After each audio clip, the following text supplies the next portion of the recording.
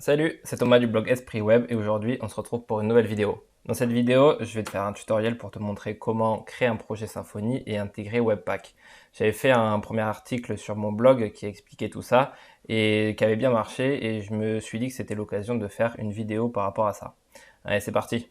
Alors la première chose à faire, ça va être d'installer le client Symfony. Donc à partir de la version 4, il me semble, Symfony a mis en place un client Symfony, donc tu peux aller le chercher directement sur le site de Symfony. Hop, on va regarder ça ensemble.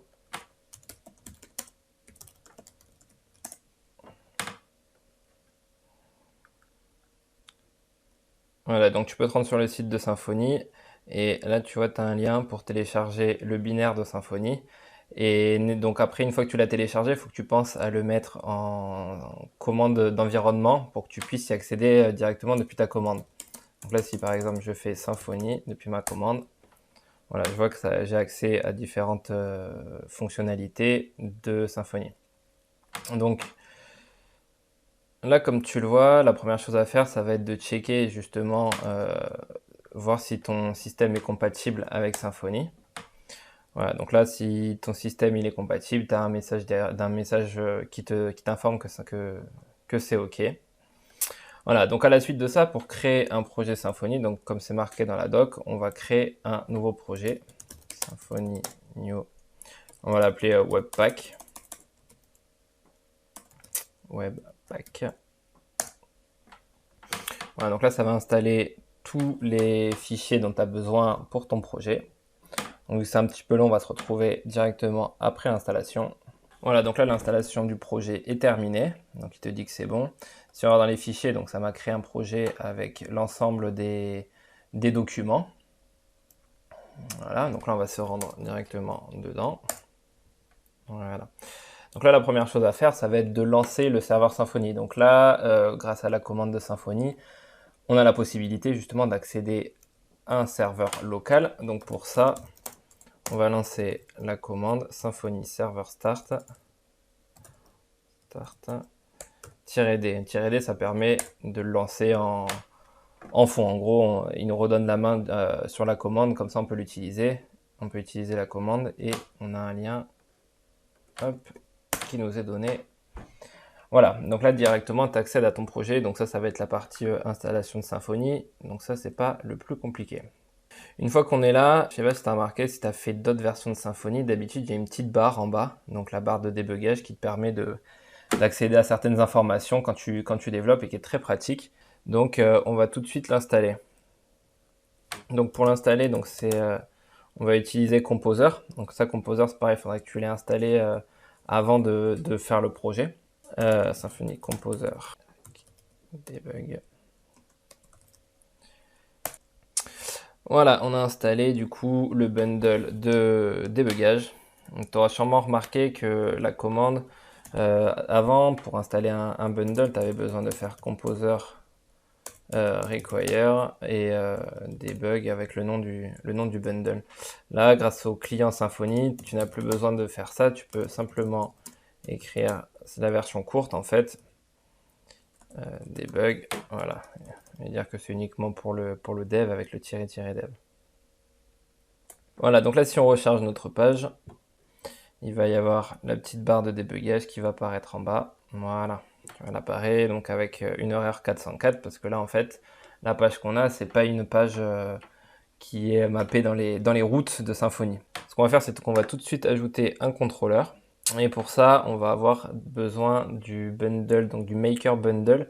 Donc ça, c'est un bundle très pratique qui va te permettre de faire plein de choses par la suite. Donc ça peut te permettre de créer, ça peut être des contrôleurs, des entités, des formulaires. Voilà, donc pour l'installer, c'est pareil. Symfony Composer Rec Maker. Voilà, en fait, tous les bundles qui commencent par Symfony / quelque chose, tu peux enlever la partie Symfony avant. Là, dans notre cas, voilà, tu vois, c'est Symfony Maker Bundle. Ouais, tu peux enlever la partie Symfony et écrire juste le Maker. Une fois que c'est installé aussi, pour les contrôleurs, on va avoir besoin des annotations. Donc les annotations, c'est des petits bouts de code qu'on écrit dans nos fichiers qui donnent des informations à Symfony, et notamment pour écrire les routes. Donc on va ajouter aussi ce bundle.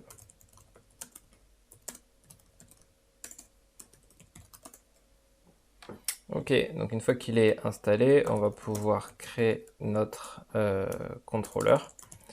Donc pour ça, on va utiliser justement le maker.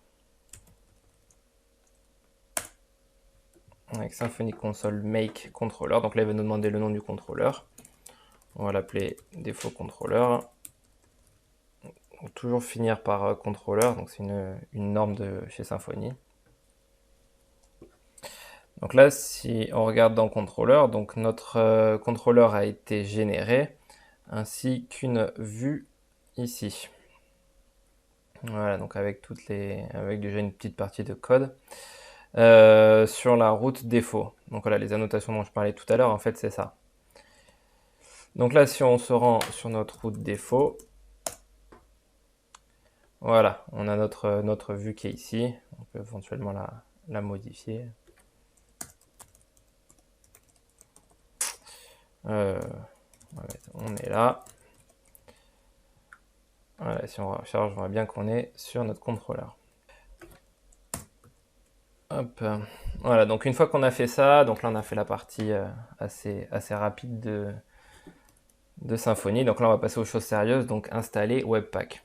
Webpack, c'est quoi? Webpack, en fait, il va te permettre de découper ton code JavaScript en modules et du coup d'appeler ces modules uniquement quand il y a besoin. Donc ça te permet de garder une rapidité dans ton code et aussi d'avoir du code propre. Et aujourd'hui, il y a énormément de JavaScript dans les projets. Donc Webpack te permet justement d'organiser tout ton JavaScript, mais aussi d'utiliser éventuellement des frameworks comme par exemple Vue.js. Et du coup, c'est beaucoup plus simple de mélanger du Symfony côté back et du Vue côté front, par exemple. Donc pour ça, il y a un bundle aussi qui existe. Symfony Composer Rec Webpack. Voilà, donc là, le bundle de Webpack est installé. Donc maintenant, il va falloir installer tous nos modules. Donc pour ça, on va faire un yarn install. Ouais, forcément, il faudra que tu aies la commande yarn. Donc je te mettrai les liens en dessous de cette vidéo pour que tu puisses télécharger yarn et Node.js aussi. Voilà, donc là, on a installé tous les modules. Donc si on retourne dans notre projet, on va voir que il y a donc un dossier Node module qui s'est ajouté avec dedans l'ensemble de tous les modules JS dont on a besoin. Et il y a aussi ce fichier, la webpack config JS qui s'est ajouté. Donc dedans, il y a déjà pas mal de code. Bon, il n'y a pas besoin de tout connaître. En gros, ce qui va nous servir, voilà, ça va être cette ligne-là, ce qui nous indique où est-ce que les builds en fait vont sortir. Et voilà, cette partie-là. Donc là, on voit qu'il y a un add entrée. Donc en fait, Webpack, ça marche avec des points d'entrée. Donc en fait, on donne un nom au point d'entrée et on va indiquer le chemin où se trouve notre fichier. Donc en gros, ça veut dire que dès que tu vas avoir besoin de créer un nouveau fichier JavaScript pour une de tes pages, par exemple, tu vas ajouter un point d'entrée. Donc là, on le voit en commentaire, si on l'enlève ici. Voilà, par exemple, on va nommer un point d'entrée page 1 et on va ajouter notre fichier JS.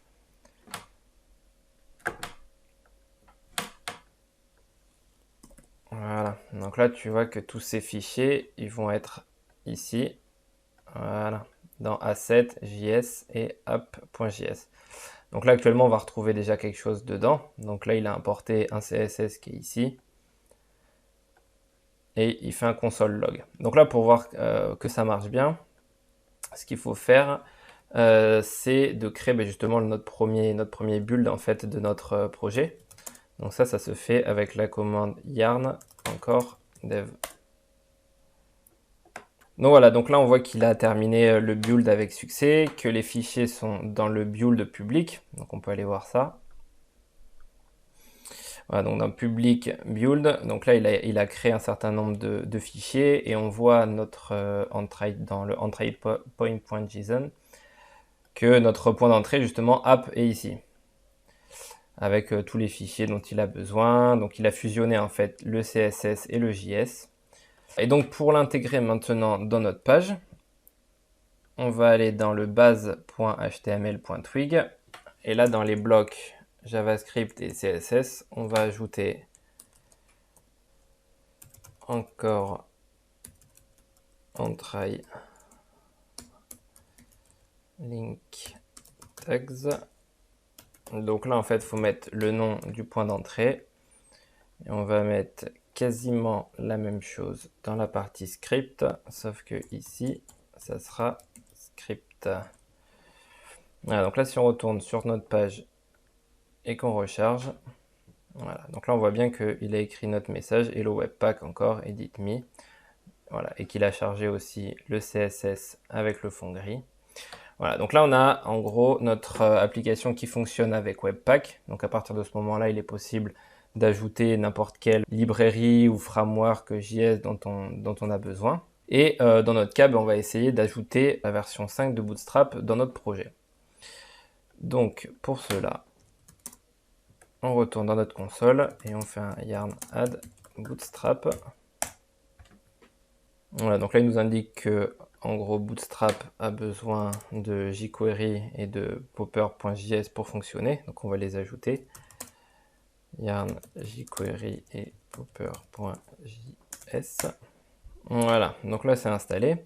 On va aller jeter un œil dans la documentation de Symfony qui nous explique justement comment installer Bootstrap.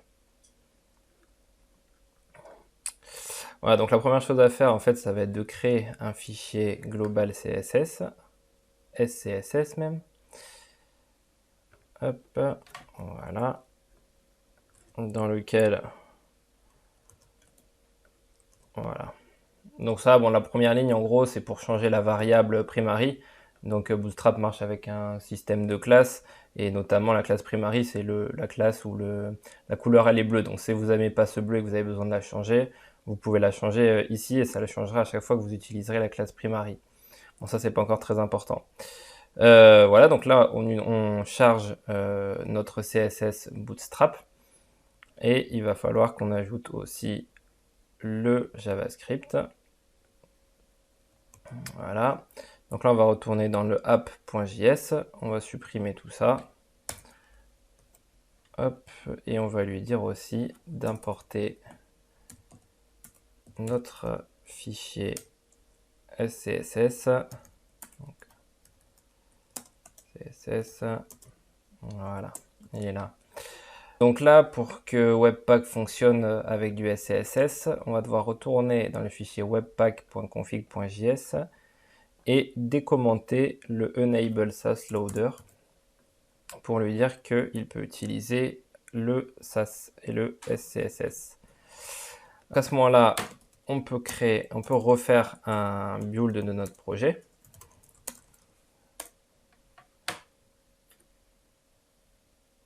Ah oui, là il nous manque justement une librairie de Sass loader et donc Node Sass dont il a besoin, donc on va les ajouter.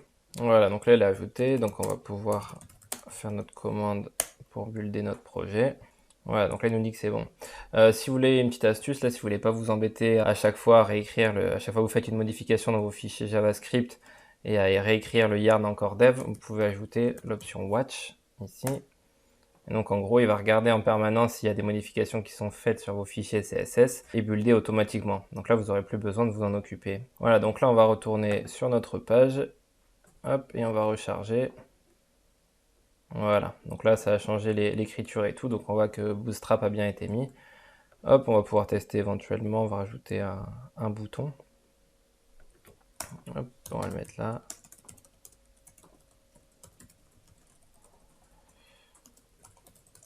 Classe btn primary, mon bouton, on retourne sur la page, on recharge, primary, voilà c'est mieux. Voilà, donc là on a notre bouton et par exemple, donc ce que je disais tout à l'heure, si on a besoin de changer la couleur de la classe primary, donc là on l'a là, donc là par exemple si j'enlève et que je lui mets la couleur rouge par exemple, voilà, donc là ça lui met la couleur rouge. À chaque fois que vous utiliserez la classe primary, vous aurez ce rouge là. Voilà, donc là vous avez fini d'installer Bootstrap dans votre application. Donc là vous n'avez plus qu'à utiliser justement les différentes classes dans votre projet. J'espère que ce tutoriel sur Symfony et Webpack t'aura plu. N'hésite pas à lâcher un petit pouce et t'abonner à la chaîne d'Esprit Web. Tu peux retrouver aussi mon guide pour devenir développeur étape par étape sur le site espritsweb.fr. Allez, à plus!